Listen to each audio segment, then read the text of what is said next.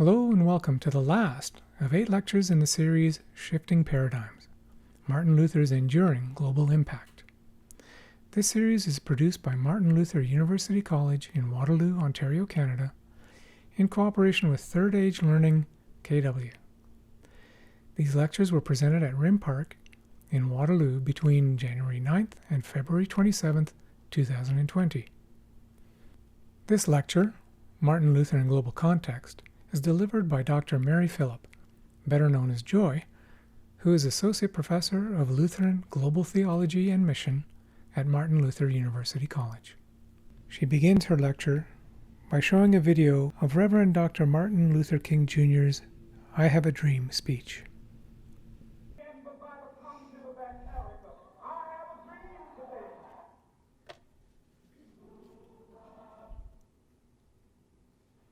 I would like to think that none of you here are wondering why I'm starting my lecture with Reverend Martin Luther King Jr.'s I Have a Dream speech. No, it's not a case of mistaken identity. My dean is here, so I dare not. He would say adios if I did not know the difference between MLK Jr. and the reformer Luther. We're almost at the end of the Black History Month, and I cannot but start with both the acknowledgement of that history and of the land that we are on, which was already done. I honor and respect the heritage, the rights of the people of the African descent, and value their contributions that enrich our community. I also acknowledge the wind, the water, the fire, the earth, and the contributions of the Anishinaabe, Neutral, and Haudenosaunee peoples who are our neighbors along the Grand River. So, we are at the last lecture of the series, and you have me. And I specially ordered the weather. I love winter. So as I was graciously introduced, my official name is Mary Phillip, though everyone calls me Joy. I am from India, from the state of Kerala, on the southwestern coast, where Thomas the Apostle is believed to have come in the 5th century. I was born into a Christian home in the tradition of St. Thomas Christians. I remember my maternal grandfather sitting by the veranda and tracing our ancestry to one of the 7.5 churches established by Luther in 52 AD. In other words, I'm the descendant of first-century Christians, and please don't ask me about the half church. I don't know what the half church is, other than the fact that it is slightly smaller than the 7 other churches. As to my ancestors, there are several possibilities. Thomas may have come to the Jews in diaspora and converted them. In that case, my ancestors are Jews. Or he may have converted the original people of the land, the Dravidians, the so-called untouchables or the Dalits. Then the Dravidians are my ancestors. However, St. Thomas Christians like to claim their ancestry to the high caste Brahmins. So, whether it is the diasporic Jews, the Dravidians, or the Brahmins, whoever it is that Thomas converted, I am proud of my ancestry. Professionally, as Doug introduced, I was a zoology professor before I took a leap of faith into theology. My husband, Philip, who is here, and I were the first Asian couple in the Evangelical Lutheran Church of America who finished their PhDs together under the same advisor. We are still married. Philip is the pastor of Mount Zion Lutheran Church in Waterloo, and when possible teaches at Luther as well. We have 2 children, a daughter who lives and works in Chicago, and a son who studies and works here. So outside of my geography and ancestry, who am I here today? So allow me to share my story. It's already spring, I said. Opening the door, I almost felt the spring. The cold winter was gone. Through the storm door, I watched events outside. Things were starting to live again. The front lawn was turning green. What a beautiful lawn we have, I said to myself. Suddenly, I discovered a yellow flower at the far corner of the front lawn. Unconsciously, I kicked the storm door. I opened it vigorously and dashed out into the yard with bare feet and picked the dandelion. I tried to pull it out completely, but some of its roots refused to loosen. I gazed at the dandelion in my hand. It was golden yellow, like the rising sun. Why don't I like you? I questioned myself. In its smile was the cynical message: you hate me because I represent you. I felt sad and lost the courage to question anymore. I sat on the land and looked mindlessly at the lonely dandelion. Gradually, I returned to my early childhood in the small village of Kumbanad in Kerala, India. Soon after the rains, I saw the dandelions. They were all over. I liked the bright yellow flowers and often picked them up to make a bouquet. Then I brought them home and placed them in a water-filled cup. The yellow flowers helped to brighten our rooms. In the early summer, when all other plants were beginning to produce their green leaves, the dandelion was already producing its seeds. The golden flowers changed to white like cotton in the midst of a green field. As I walked along the road, I would sometimes pick one and put it close to my mouth and blow on it as hard as I could. Then I could see the white seeds fly up in the air and come down like parachutes. Most of the seeds came down nearby, but a few, driven by the wind, rose high into the sky. Among them was one brave seed that went further away than the others, summoning the courage to go as far as it could. It had faith that it could find a better place to live. Soaring skyward, it floated like a cloud, flew over the mountain, crossed the rivers and ocean, and finally arrived on the continent of North America. It was certainly a strange place for the dandelion seed when it landed on the beautiful front lawn of a house. It was afraid to land there, but it had no choice. The wind had calmed down, and the seed could no longer stay in the air. The dandelion seed noticed that the green grass were curious about its coming. They were somewhat excited at seeing something new.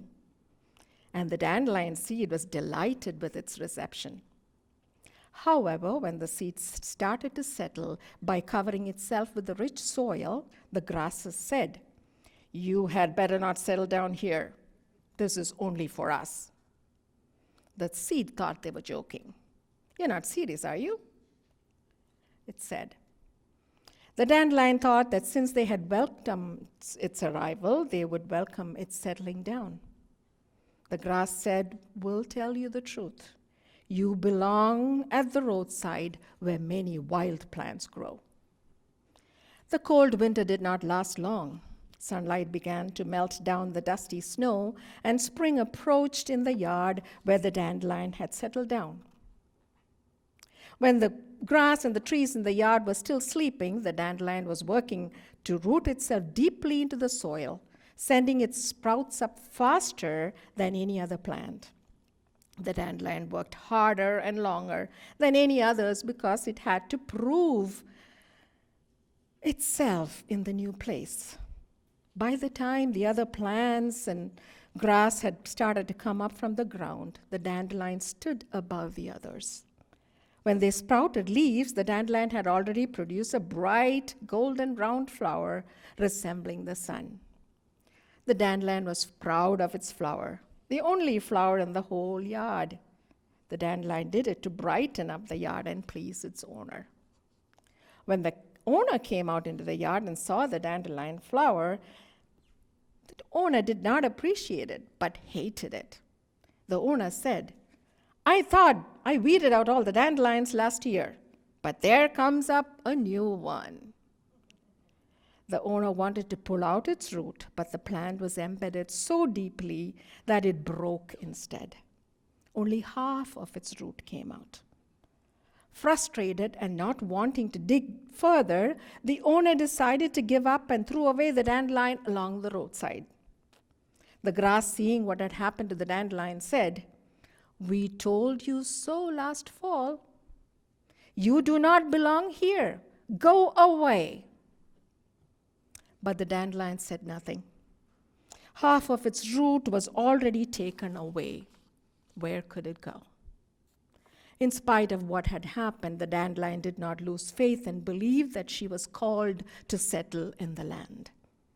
"I must work harder than before," the dandelion said to herself, and worked to grow her root back to full size and then come up from the ground.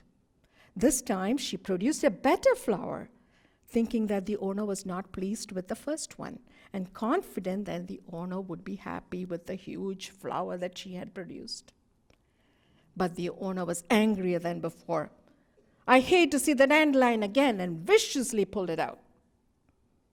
Once again, the owner failed to remove it completely, and the root was broken again. The dandelion was deeply hurt, but she did not lose faith, and instead rooted herself deeper and deeper. The more she suffered, the more her root penetrated into the ground. The dandelion's faith was firm, and she became stronger and stronger amidst the hardship. Nothing could thwart her purpose. In due course, another spring came to the place where the dandelion lived.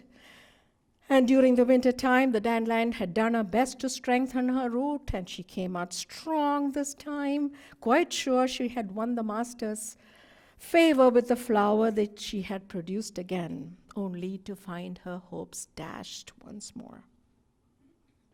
This time the owner said, "I hate to see this yellow color in my yard." When the dandelion heard that, she finally realized it was because of her color that the master hated her.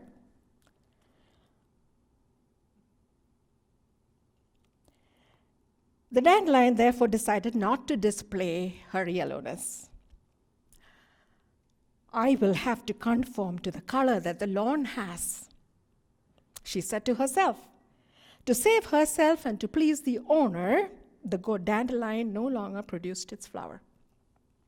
It stayed green like the rest of the plants in the yard, and that way she managed to survive another year without being pulled out by the owner. The dandelion survived, but she was not happy at all. She had lost the meaning of her existence. The dandelion tried to change her appearance like the grass, but it was not possible. However much she tried, she could not become like the grass. She simply could not. The dandelion knew that she was different and could not disguise her nature. "I fooled myself in trying to become like the grass. The grass is not going to accept me as one of them." So during the long winter, the dandelion thought and finally decided to allow her nature, her yellowness, to blossom. "Without a flower, my life is not worth living," she realized. So as soon as the spring came again, the dandelion flourished, stretched her long stem to the sky, and produced a yellow, beautiful flower. "If I can live for a few weeks, I can produce hundreds and hundreds of seeds and send them off from here," the dandelion dreamed. But her dream ended in a dream. In the dream, the owner came out and took the flower in her hand. She was an Asian from India who was also dreaming. In the dream, she became the dandelion. Suddenly, I heard a familiar voice. "Amma, Amma." It was my daughter's voice. I was brought back to the present. Then I saw the yellow flower in my hand. I looked at it and knew it was no longer ugly or a weed. "How beautiful," I exclaimed to myself. Instead of throwing it away, I brought it into the house and put it in a cup filled with fresh water. It brightened our breakfast room. Several days later, its head turned white. I took it outside and blew on it as hard as I could. The white seeds sailed high and began to fall like parachutes over the rich green yards. Let them live. Let them live anywhere they want. It's God's world and they are God's creatures, I said as I watched them. This is my story. And the reference of the story is up there.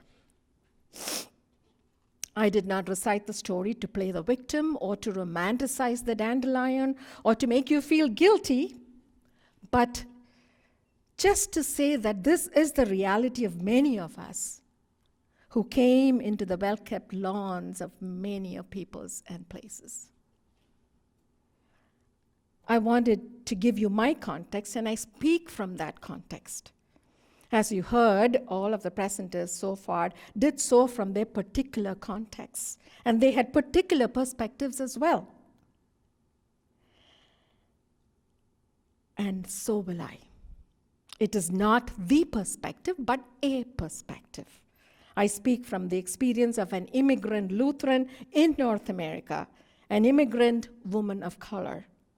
My narrative and experience is very different from that of a Lutheran woman in India. I'm a St. Thomas Christian to whom Lutheranism spoke.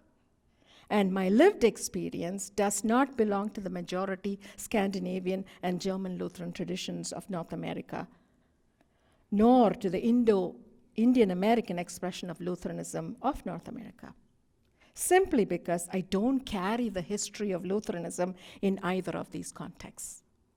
In other words, I'm not a cradle Lutheran, but someone who became Lutheran 20 years ago in Chicago. I learned Lutheranism, but I am as Lutheran as they come.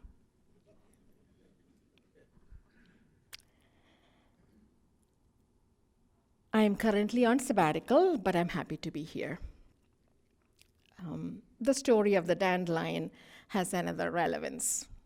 I was not going to spend 10 minutes in talking about me, but that'll come later.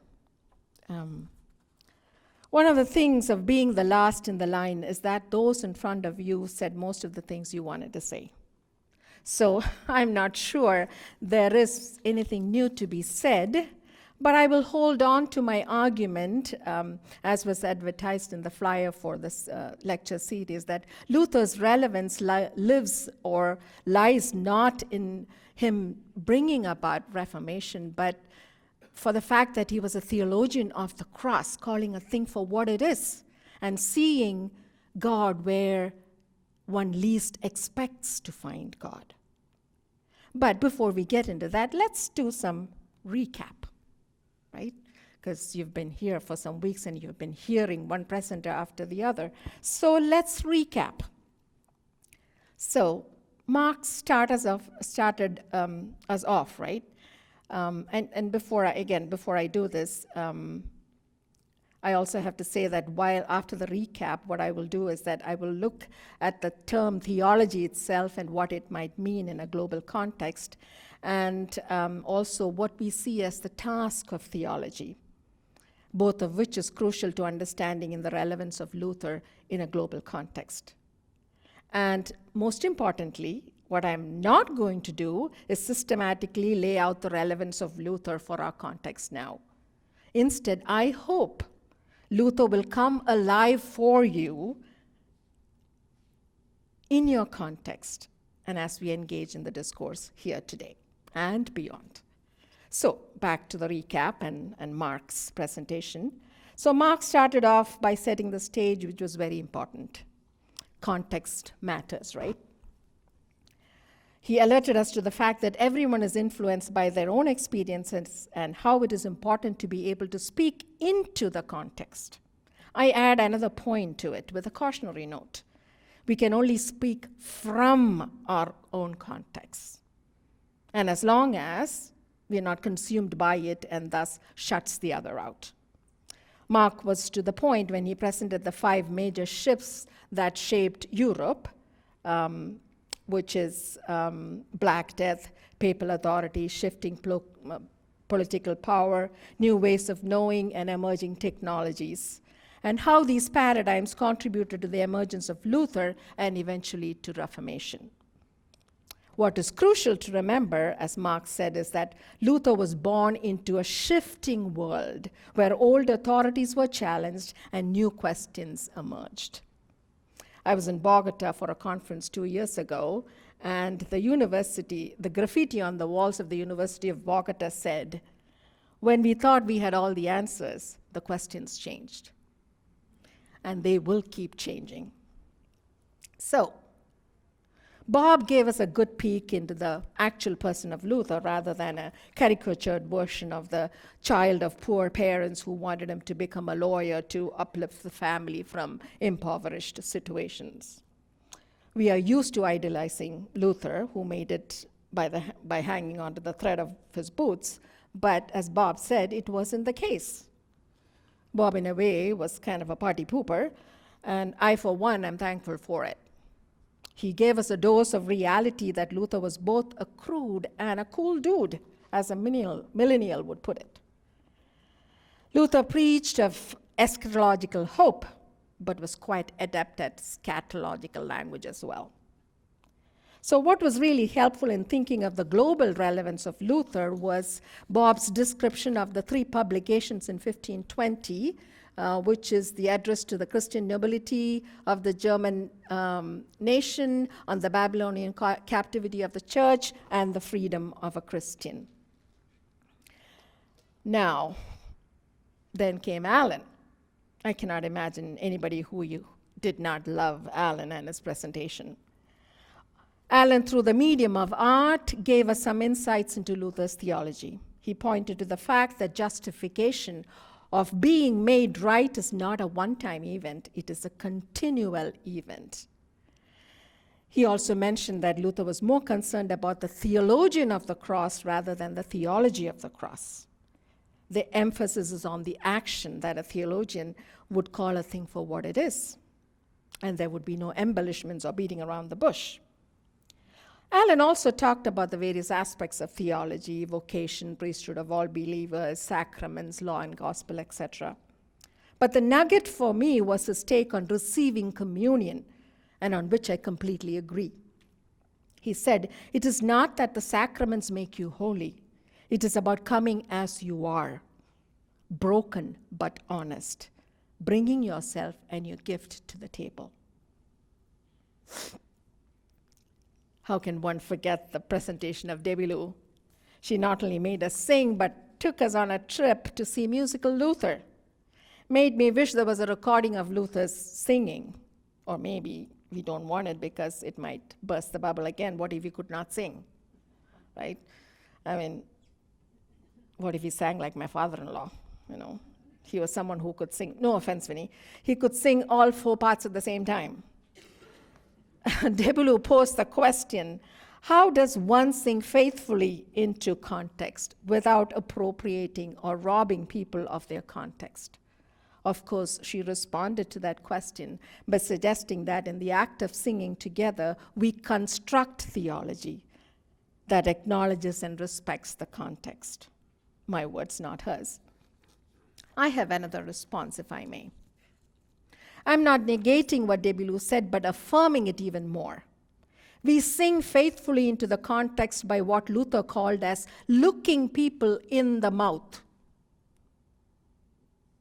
This is something that I learned from my former mentor, and I quote, "Luther's program of looking people in the mouth was to give back to them authentic words, their own words, stories that raised them out of silence and disguise."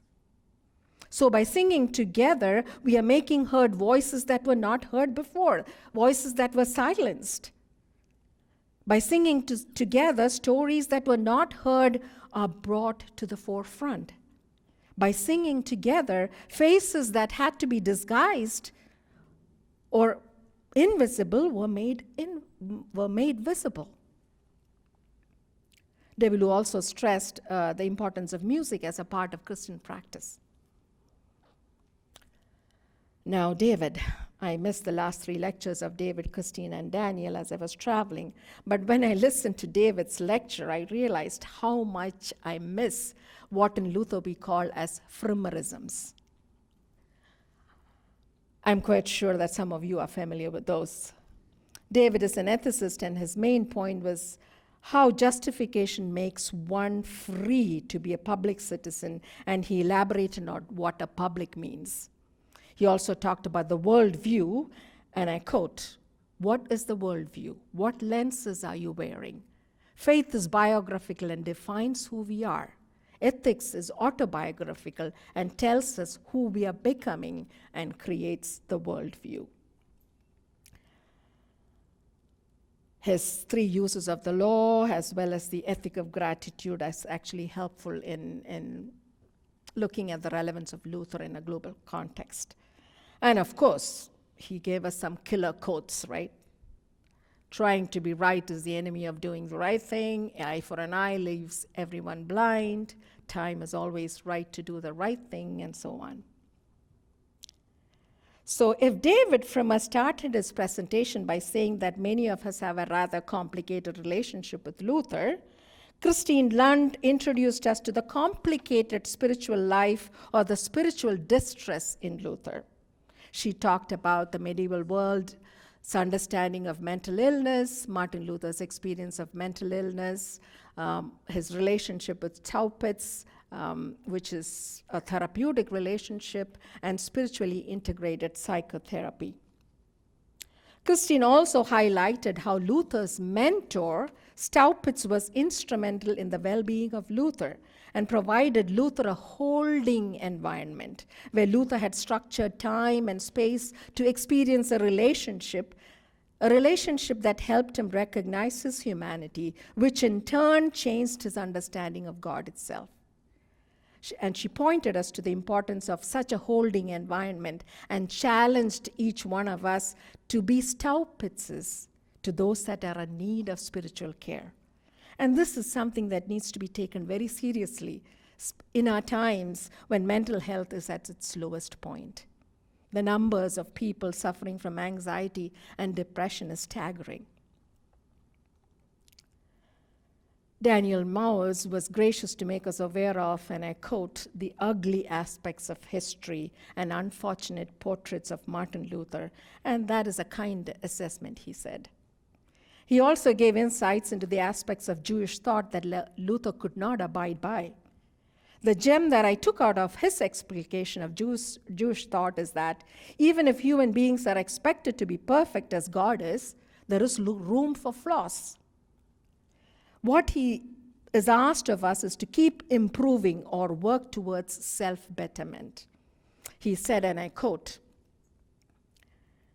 "When you wake up in the morning, you have a fresh start.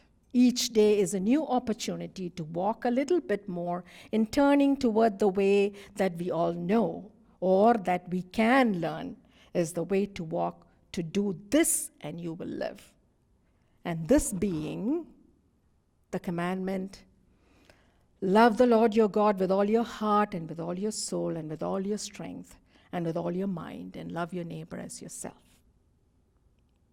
So all of the speakers gave you specific lenses through which you could look at Luther or understand Luther. Now, when looking at Luther in a global context, we have to do something slightly different. The difference is analogous or can be compared to the difference between viewing the falls, Niagara Falls, and taking a picture of it. So, viewing the falls versus taking a picture of the falls. So what is the difference? So when you view the falls just like that, and this is from like the window of one of the hotels beside Niagara, right? So if you watch the falls or view the falls, this is what it gives you, right? It gives you a picture of what the eye can see as far as it goes. When you take a picture, you're putting some limitations to it. You put a frame to it. Yes, we can use wide-angle lens or take a panoramic view these days, but you decide what the frame is going to be. You decide what goes in the picture and what stays out. So this slide is a comparison of the two. You're focusing on a particular point. Maybe it is the center of the falls, as it is here. So today, when we are talking about the relevance of Luther in a global context, you have to think of that difference. You have to set aside your particular frames, or at the very least, create cracks in your frames so that you're able to see Luther in a much wider or global context. Again, you have to use your own frames, yes, but at least try and create cracks in those frames. A thunderstorm in 1505 leading to the striking of a thundering blow to papacy and the then Catholic Church. Who would have thought that a vow taken by a frightened young law student, Martin Luther, would unleash a chain of events that changed the course of history? October 2017 marked 500 years of Reformation. The years that have gone by has indeed shown an ebb and flow of Lutheranism, with the demographics itself having drastically changed. However, Luther's theology still manages to hold court, as is evidenced by the Third Age Learning series here. Luther's theology, whether it is the Two Kingdoms doctrine, the theology of the cross, law-gospel dialect, or the mammoth amount of literature, is not a free for all or a fit for all. Luther's theological concepts are often viewed as a key, but the question is, for what? If we receive it only to construct locks to fit the key, it will not open anything other than the lock itself. The key is a real gift if and only if it opens the lock that holds us captive. The doctrine of justification or any other doctrine is irrelevant if it does not address the plea of the supplicant heart, the broken soul, and the damaged life. Luther, the man, and his theology is neither a curio or a relic. Yet his theology has come to be the gauging stick for Lutheranism, a litmus test for Lutherans, as a sort of an ID. An ID gives me a label by which I'll be tagged or referred to. But the identity is much more than a label. It is how I live out my life, loving my neighbor and being a neighbor, and the label will not tell you that. The question that needs to be asked is, how has Luther and Luther's theology been transformative or life-giving? Has it been transformative? If not, it's high time we ask, why not? The text of Luther, called How Christians Should Regard Moses, is actually quite important here. It tells us how we understand written texts, scriptures, and its relevance or irrelevance for our times. And that goes for Luther as well. Or as my former mentor, Vitor Westerle, said, Luther needs to be a figura.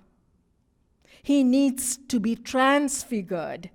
And I will talk more about that, about the text as well as figura in a little while. If Luther is not transfigured, not relevant, then it is time to rethink or even cast out the relic. But I love the old and the relic, and I'm not ready to cast Luther or Luther's theology out, at least not yet. The important thing to keep in mind is that Luther lived in the 16th century. He wrote from and into that context. We cannot pluck Luther from the 16th century and plant him in the 21st century. He needs to come alive in the context that we are in. So, now let's take a test. Is this Luther? Who is it? Mahatma Gandhi, the man who refused to give up on the principle of nonviolent satyagraha and was successful in putting an end to colonial rule in my country. How about this person? Is it Luther? I thought the tree would be a giveaway. It's Wangari Maathai, the founder of the Green Belt movement, who said that we all share one planet and was successful, and one humanity. There is no escaping this reality. She's an environmentalist and got a Nobel Prize as well. How about this? Yes. You must be thinking that I'm really losing my mind, right? But this is Rosa Parks, the woman who refused to give up her seat and her right. Yeah, sure, she's not Luther. Okay. How about these two? I know there is at least one person here who will definitely say that it is not Luther. Anybody? Nope. This is from our backyard here. So on the left is Stella Bowles, and the right is Autumn Peltier. How many of you know who they are? Come on. Okay. Autumn is the Anishinaabe Kwe and a member of the Wik-We-Mekong First Nation, who is a water warrior and an internationally recognized advocate for clean water. Stella Bowles is a Nova Scotia teen who fought the government to clean the Lahave River, got that wrong, I'm sure, that ran by her home, into which waste was dumped. One more. Yes. Since all of you know who this is, I will not even ask if it is Luther.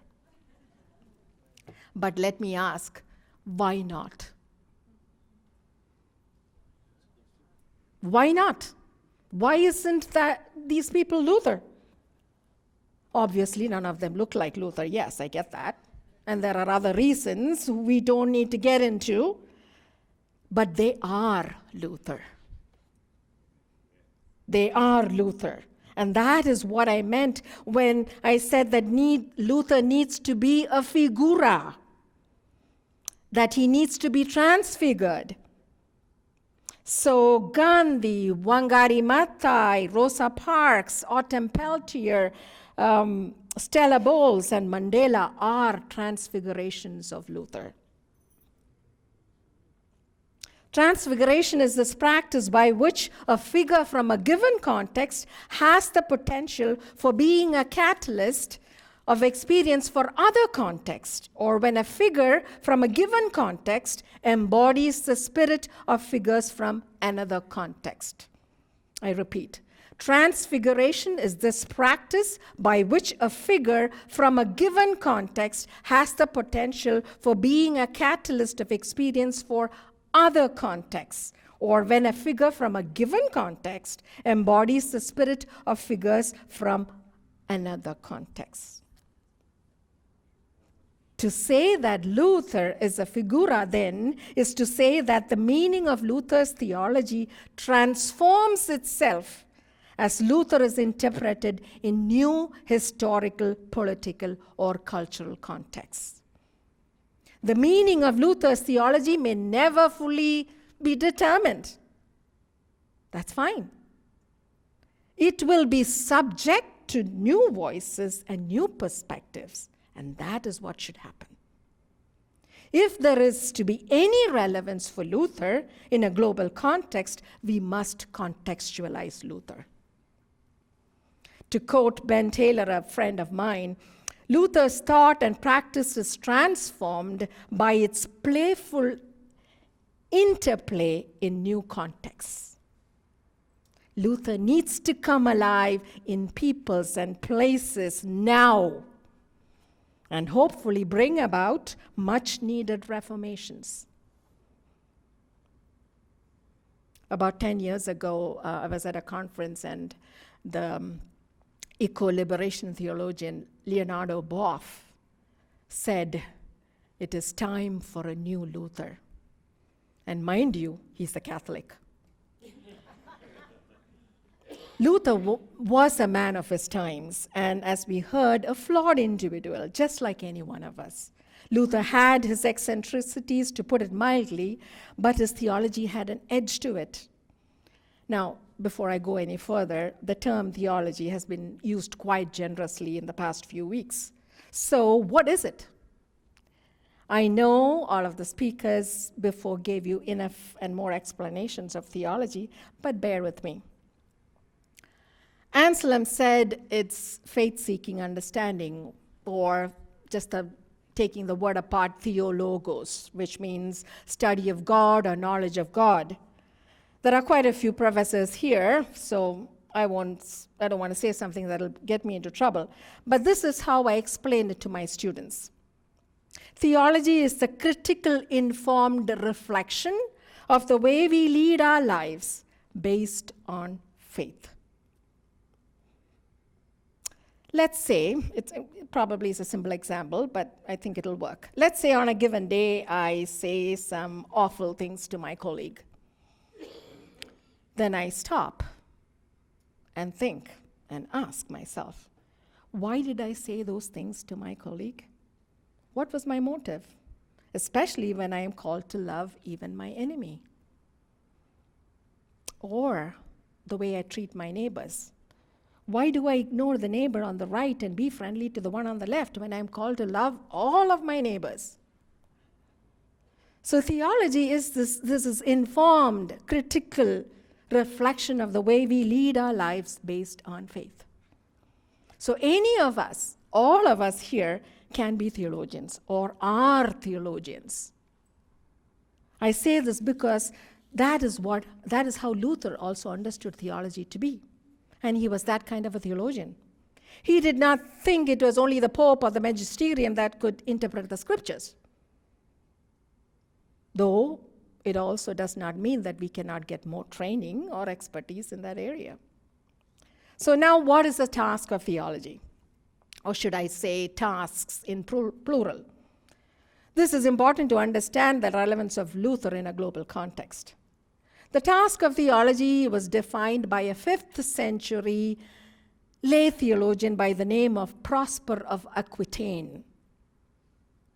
Ut legem credendi lex statuat supplicanti. Sorry, I had to say something in Latin, otherwise you would think I'm not as nerdy as the 7 before me, right? So Luther was basically fixing theology, right?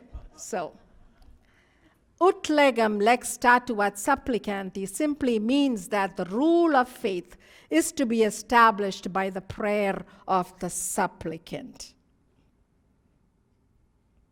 He said that the sublime task of theology was to address the plea of the supplicant or the bent ones. The foremost task of theology is to consider and lift up those that are bent over, the humiliated ones, the voiceless, the invisible, the muted, the violated, the abused, the displaced. And we can add to the list. In other words, unless I raise up those bent out of oppression by violence, discrimination, poverty, hunger, homelessness, my faith and my theology is of no consequence. And how can this task be accomplished is the next question. Now, I'm going to suggest 2 ways, though there are more and varied forms of doing that. And I have to say that this is something that I learned in my first theology class, and as the years went by, I kind of added my own words to it. So, what is the first way you can accomplish this task of theology, of raising those that are bent over, right? So, by being the mouth of Aaron, or as Luther would call it, by looking people in their mouth. So what do I mean when I say that the task of theology is to be the mouth of Aaron? Who is Aaron? Huh? Moses' brother, yes. Thanks, Os. From floating in the river in a reed basket to being a prince, a murderer, and a shepherd, Moses was a complicated character. But it is this person that God chooses to lead the people out of Egypt. And what does Moses say? Oh no, I cannot. And he comes up with one excuse after the other, the final one being that he has a stutter and so cannot speak. He was right, of course. How can you lead without being able to speak, right? And he was thinking, how dumb can God be? Well, God was not as dumb as Moses thought. God asked Moses, hey, don't you have a brother? Yeah, and Moses says, yes, Aaron. Oh, yeah. Okay, good, take him along. He has no stutter, and he can make your voice heard. Now remember, Aaron's job was not to speak for Moses. His job was to make legible Moses' words so that it could be heard. And that is what Luther means by saying, looking people in their mouth. Where you give back to people their authentic voice, where you tell stories that raise them out of their bent state. The task of theology and theologians, you and me, is to make the voice of the silence and the muted heard, to make legible those voices that have been mangled. Of course, this is not a task that brings you glory. It'll bring you trials, or tentatio, as Luther called it. Now, the second way it can be accomplished is to be the house of Martha, or to be a Martha. And I'm sure you know who Martha is, right? Jesus' best friend Lazarus and his two sisters, Mary and Martha. You know the story. Well, in the story of Jesus' visit to the best friend Lazarus' home, Martha is given the short shrift. Scriptures have her as not having made the right choice, while Mary did. But for me, we are in a situation where there is a dire need of Marthas. We hail eager Marys ready to sit at the feet of Jesus and listen, soaking in every word, or so we think. But Marthas are deemed unimportant and unnecessary. Jesus, for me, is guilty of giving Martha a bad reputation. Would he have the atmosphere to teach and heal if the setting was not right, and for which Martha was responsible? Martha's work was crucial, for it provided the space that framed the encounter of Jesus and Mary and many others. Martha's house was the wrapping that held the gift, the frame that allowed for the good news to be heard. It afforded a place of safety and intimacy, a sanctuary, a space where hard truths could be told and heard, where there could be healing. Martha's house was the foretaste of the feast to come, a place for soteria or health, a preliminary experience of salvation. She set the table, provided a framework for the tough conversations to happen. And it's not easy to be Martha, and they are rare. Setting the table is not as easy as you think. There are many details that you have to pay attention to. So who are the guests? How many? What are their dietary needs? Are they gluten-free? Or, do they need eating implements? If you're like me, no, you don't. I eat with my fingers. And then, what kind of table? It should be circular, oval, square, rectangle. And this is important because of the question of visibility. And ask the most important question of all: who is not at the table? Who is missing from the conversation? Or who cannot be seen at the table?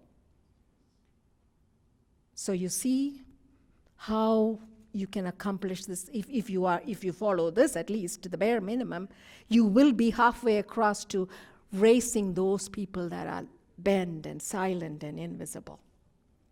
Now, to the definition of the global context, and I want to be mindful of the time. Am I there already? 5 minutes, okay. So now to the definition of a global context. What does that even mean? Till recently, the majority of Christians, including Lutherans, were in the global north, mostly confined to the German, Scandinavian, and the North American context. But that is not the case now. Christianity has moved to the global south, and this movement is ongoing. Statistics show that over 50% are in the global south, and the numbers are growing. Among Lutherans, Namibia has the highest portion numbers of Lutherans of any country in Africa. In Tanzania and Ethiopia, they continue to grow in numbers, and so is in Asia. But it's not just about the religion, right? Christianity is just a part of the pie that has other religions. There's Hinduism, Islam, Buddhism, Judaism, Jainism, indigenous religions, to name a few. So that is a religious context. Now let us look some other context. Nations are warring with each other, whether it is in the name of religion or region. Economically, the gap between the haves and the have-nots have not been wider, right? In the 14th century, it was the plague that killed almost 200 million people. In the 21st century, it is not just the coronavirus that is killing people. We have our own 21st century plagues. It's just that we have different names, and they're killing people even when they're alive. Racism, xenophobia, anti-Semitism, anti-Muslim bigotry, homophobia, sexism, anti-transgender bias, anti-immigrant bigotry, hate crimes, violence against women, discrimination of indigenous peoples, ableism. And it is not just humanity that is suffering. The planet is slowly being killed or disappearing. Sea levels are rising, wiping out nations who least contribute to it. Several species of plants and animals are becoming extinct. This is our context now. So what is the relevance of Luther in these new contexts in the 21st century as opposed to 16th century? Lutheranism means differently in different parts of the world. It takes a life of its own in places they grow, and that is how it should be. But to the question of relevance of Luther and Luther's theology, I would say that it is quite influential in informing the theological practices of many people, most often without them even being aware of it. However, as I said, there is no homogeneity. Relevance for Luther is different in different parts of the world. So what I'm going to do is share a couple of stories where Luther comes alive in context that is not German or Scandinavian, or the North America, at least, one of those. So, and the other thing that I wanted to say is that, there is an opportunity for questions, but I was thinking maybe we can use that to think about, how Luther comes alive for you. If he doesn't, that's fine too, but, this is the last of the series, so maybe that is something that we can leave with, right? So let's do something different and think about how Luther comes alive in the context that we are in. So it doesn't mean that I won't look at the questions, but it'll be great if we could talk about that. So the stories.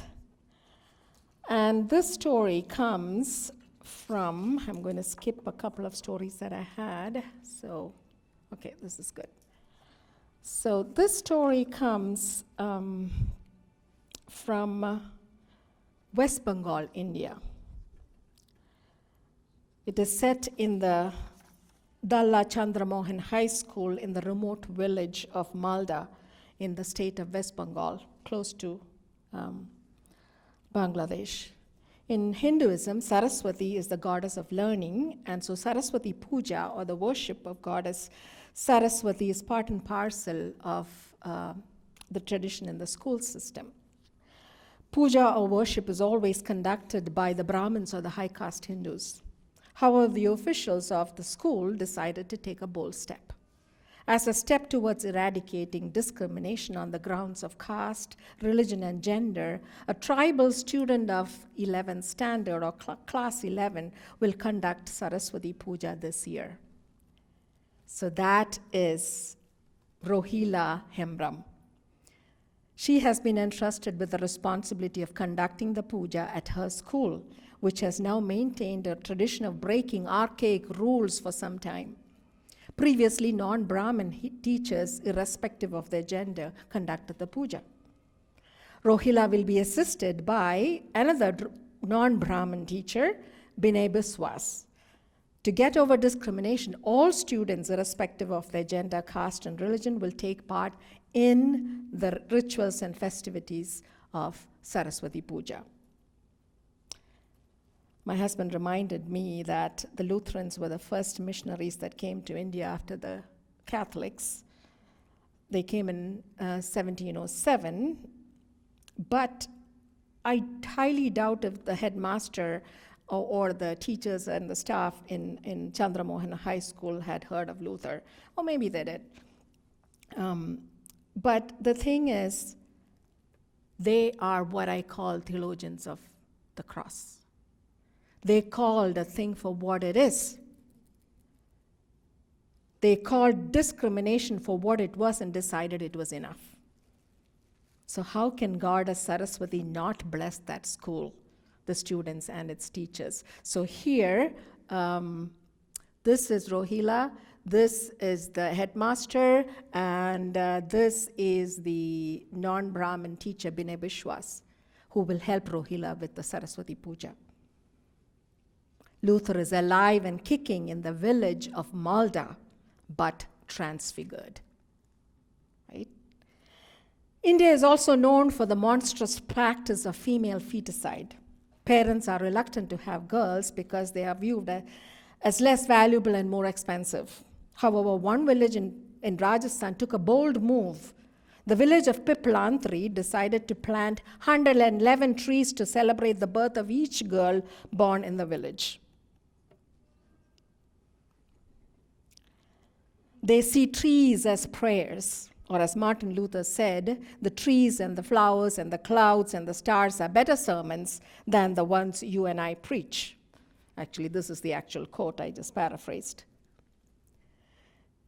Though the custom was started by the former village leader to honor his daughter, who died at a very young age, the practice still continues.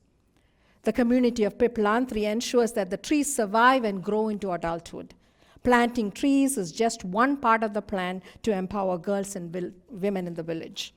Village residents collect money, and the girl's parents contribute as well, and they have a fixed deposit for the girl, which sees her through adulthood. In addition, the parents also sign a legal affidavit saying that their daughter will receive full education and will not be married before she comes of age at 18. The villages have planted multiple species of trees, and what they have done is around the trees they plant aloe vera, which is a natural pesticide, right? And it is as though they're protecting the girls from violence and oppression when they protect those trees as well. So since 2012, over 250,000 trees have been planted in Piplantri. Yes, it can be seen as activism on a variety of levels, whether it's ecofeminism or sustainable way of living, but it is also about the villages calling female feticide for what it is and putting an end to the monstrous practice. They are theologians of the cross. Luther is alive and kicking in Piplantri, but transfigured. Now to Kitchener-Waterloo. I moved to Canada on July 3rd, 2013, and by the end of July, Cherub, our son, also joined me. We did not have a vehicle because Philip was still in Lanark, Illinois, and was using the car there. Cherub and I often walked and sometimes took the bus. But then you can keep a teenager inside the house only for so long, right? So we decided to buy a bike. After a lot of phone calls and negotiations, we decided, okay, we'll buy the bike from Khalid. Khalid lived in one of the apartments on Westmount. And he offered to come and pick us up when he heard, we didn't have a vehicle. But since we did not know the person, I politely declined the offer. Needless, Anyway, it's only as we started to walk, we realized that it was a very long walk.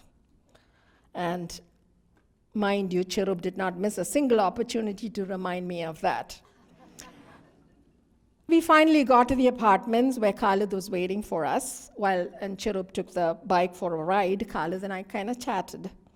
I had one of those bags from American Academy of Religions conference which said Institute of Biblical Scholarship on one side. So Khalid, on seeing the bag with that particular writing, he asked if I was a minister. I said, no, I teach theology, but I'm not ordained. He then smiled and went on to tell the story of how he came to Canada. He is an Iraqi who fled during the height of the Iraqi war. He said that, there were quite a few of them, men and women and some children in their group, and they were escaping Iraq.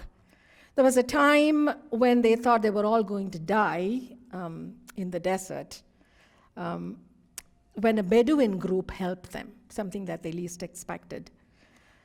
So the experience was quite horrific that the two young people in the group, they decided they wanted to get married then and there in the desert. Even if, it meant that they may not reach Canada where they wanted to finally be. But according to Sharia, they needed a mullah or a priest to be present and bless the union. Khalid said, and I quote, "We were a bunch of ordinary folk, even crooks. And where were we going to find a priest in the middle of nowhere?"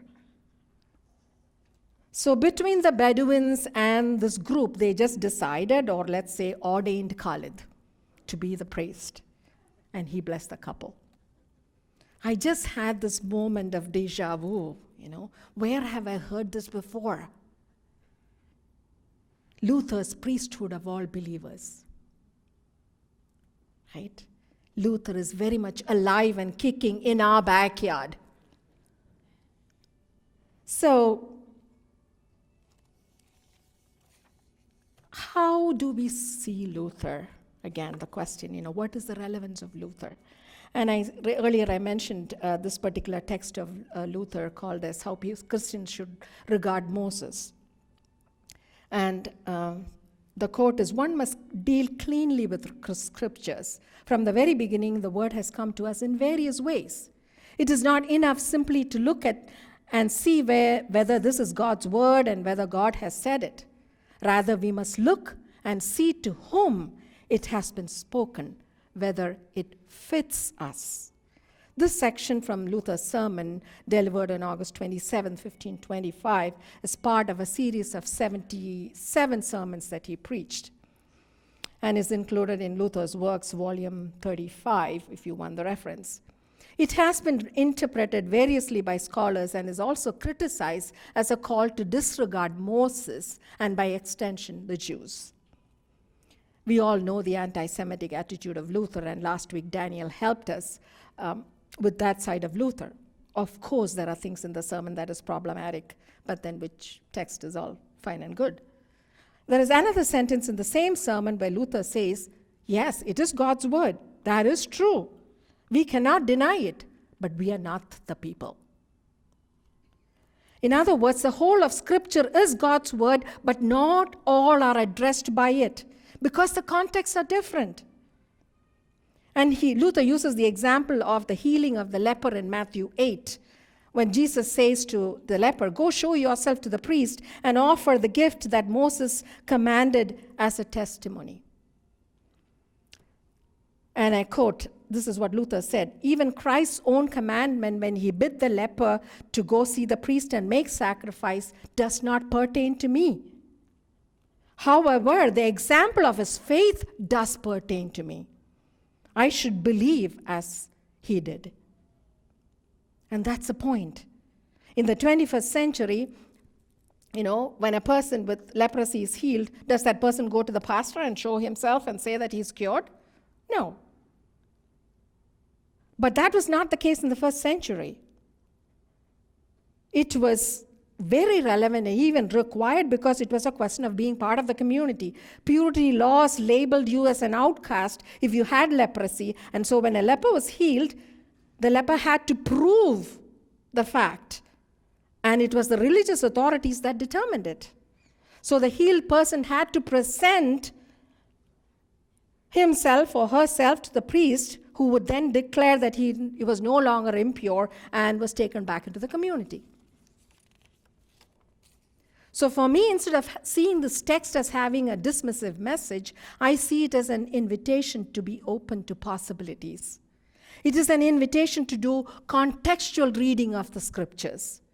And I'm extending that invitation to see and read Luther for the context now. We are no longer in the 1st century or the 16th century. We are living in the 21st century. Luther needs to be translated for our times and places. There is a Latin phrase called as Traditore, Traditore, which simply means translator, traitor. The phrase, again, is often viewed as something bad, but I don't think so. I go back to my point of contextual reading and interpretation. The Hebrew Scriptures talks positively of slavery and gives us guidelines as to how to treat slaves, right? But do we do that now? Translation needs to be an ongoing practice. It needs to be translated for now. And I hope that coming generations, my children and grandchildren, will translate the Scripture, Luther and Luther's theology for their times. So, as I mentioned earlier, Luther's significance, the relevance of his theology, will depend on how we do theology in an informed and critical way of how we reflect on the way we lead our lives based on faith, or maybe the absence of it. So do we dare to call a thing for what it is? Do we call out racism when we see it? Do we dare to tell the truth no matter the risk? When we see a fellow human being discriminated, do we stand up for that person and call out the authorities or the institutions that is perpetuating it? In a time of climate crisis, do we call out corporations, peoples, and attitudes that contribute to it? Do we check ourselves and our energy consumptions? I could go on. The thing is, 9 out of 10 times we don't. You see, I need that promotion. I need that tenure. I need that car. Or we need the donor to cover the deficit or build another wing. I need to maintain my record of being the most loved, beloved director of the MDiv program. Or when we do something, for another it is with a string attached to it.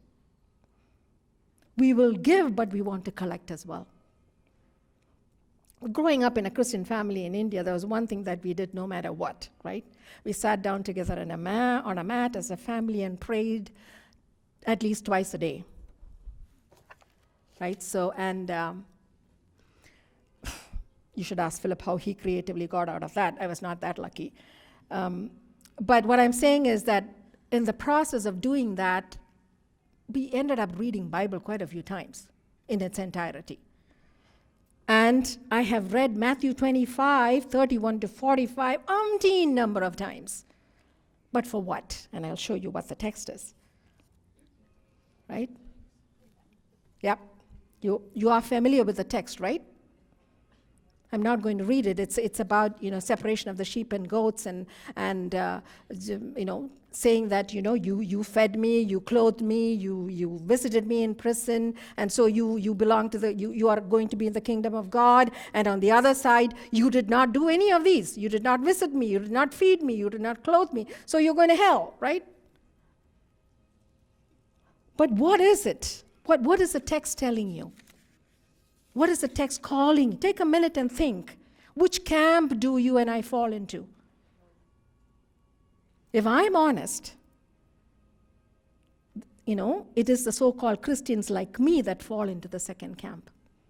The question, when did I see you hungry or thirsty or a stranger or naked or sick or in prison and did not take care of you, says it all. In other words, it's saying, hey, I would know when I saw you. I'm a Christian and I know who Christ is. I certainly would recognize you. That drunk on the sidewalk, that was not you. Are you kidding me? He was a drunk, plain and simple. That strange-looking woman whose head was covered and asked for directions, that was not you. She probably was a terrorist. That homeless man dying, lying in the bench, no, that was not you. I would know, right? Just last week, Philip was looking for something to talk about homelessness, and he came across this quote that said, Why do we worship a homeless man and not care about the homeless? How true. This passage from Matthew is an explication of Luther's theology of the cross, seeing Christ where you least expect to find Christ. Luther was flawed. He said some very awful things, but he also said some incredibly awesome things. We in the 21st century, in a global context, who are a beautiful melange of diversity, are also circumscribed or limited by our own context and our own frames. But what Luther and Luther's theology, I believe, encourages and enables us is to be vulnerable, to take the risk, to step out of the box of our frames, and be emboldened to call a thing for what it is, to see God in the most unexpected of places, and people in the least of these, as we just heard. Luther was indeed a man of his times, and his theology was indeed written in the context of the 16th century. In the shifting world where old authorities were challenged and new questions emerged, as Mark reminded us. But what it did for us in the 21st century is that it also announced the departure from a particular way of seeing the world that thought of itself as the norm. It posed questions and created a cognitive dissonance that something is not fitting, and searched for new images so as to arrive at new meanings and interpretations. It paid more attention to those and that which was relegated to the margins, to the fissures. The promise and challenge of Luther and Luther's theology in today's world, in our context, is the critical engagement with historical particularity while being mindful of the task of telling truth to power and telling the powerless the truth about power. Got it? So what does it take to see this promise and challenge of Luther and Luther's theology in our context as telling truth to power and telling the powerless the truth about power? A poem of Audre Lorde titled, will help us, I think, in unpacking this. Audre Lorde is an African-American poet. So it says, lacking what they want to see makes my eyes hungry, and eyes can feel only pain. Once I lived behind thick walls of glass, and my eyes belonged to a different ethic, timidly rubbing the edges of whatever turned them on. Seeing usually was a matter of fact of what was in front of my eyes, matching what was behind my brain. Now my eyes have become a part of me, exposed, quick, risky, and open to all the same dangers. I see much better now, and my eyes hurt. This poem is taken from a collection of poems in 1978 titled The Black Unicorn. In the poem, Audre Lorde asks the question and exposes herself as a pained visionary, suffering from insight in both what is and what is not. She seems to be saying that the thick walls of glass, which were supposed to enable her to see, were in fact keeping her away and protected from what was really in front of her. She was seeing, but she was also protected. The glasses, instead of letting her see, blinded her to what was going on. It is like asking, do you see what you see?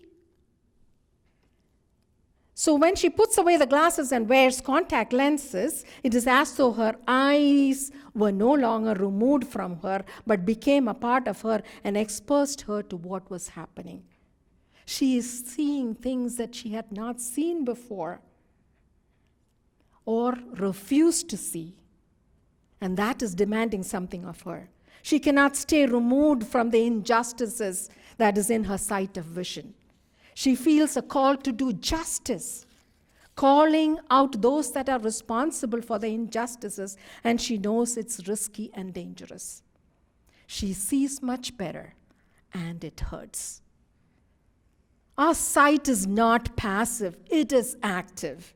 It needs to be active. It should provoke us into action. We are called to see what is happening around us. We are called to listen to the cries of the poor and the homeless, the oppressed and the marginalized, and the groaning of creation. We cannot hide behind thick glasses anymore. It is time to remove that and come into unflinching contact with another or others, or with the otherness in ourselves. We must learn to see what we do not recognize, what is not reflective of the already known. And we must learn to re-see our own actions because we are open and vulnerable, willing to connect, and therefore to be changed by that encounter. That was what Luther was about. So, Luther was the perky, irritating dandelion that grew in the beautiful front lawn of the 16th century Catholic Church.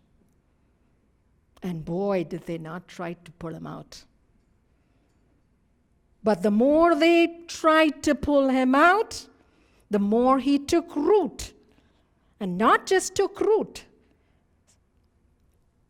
His seeds were blown far and wide. There is no corner in the world where it has not taken root. It was as if the dandelion, or the Luther lion, as I want to call him, was saying, you can try all you want to pull me out, but here I stand. Of course, Luther may not have said that at the Diet of Worms, but that was his position.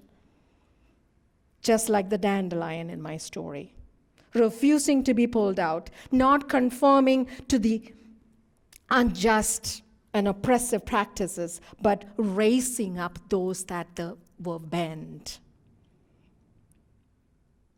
As I write, as it was written in the small write-up about today's lecture, Martin Luther's significance lies not in just bringing about the Reformation, but more so in taking the risk to name a thing for what it is and rallying people to take bold stands so as to bring about a change, a turning.